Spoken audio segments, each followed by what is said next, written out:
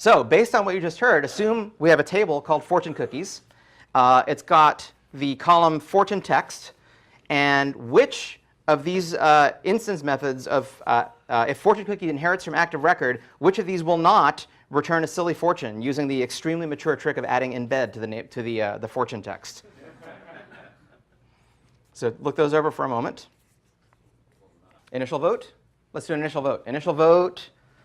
Initial vote is showing all four things. So this is good. OK, shall we do a second vote? Let's do the second vote. Second vote says, second vote is mostly converging on red, well, red, some yellow, some green, and some smartphones with indeterminate RGB color mappings. OK, let's go through the answers here. Let's see what's going on.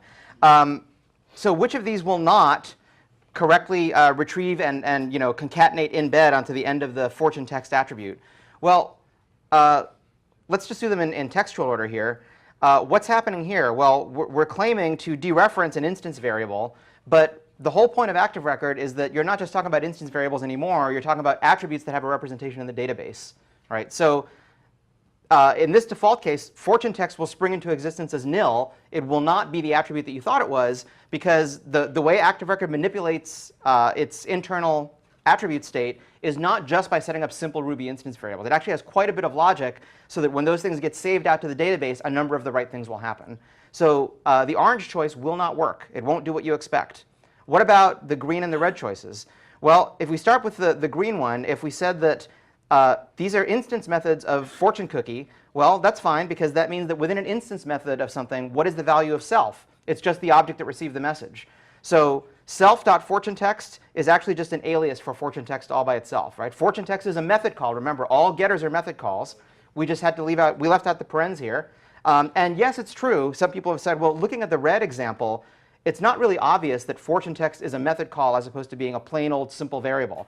That's true, and you can consider that a weakness of Ruby. Some people always put NP parentheses when it's a method call. But the way Ruby works is that if fortune text were a variable and it was a local variable that was in scope, that's the value that would get used. If there is no such local variable, it checks whether there's a method, and what you meant is a method invocation. So that's a potential ambiguity in the language. Some people conservatively code around it by always having the empty brackets after the method call.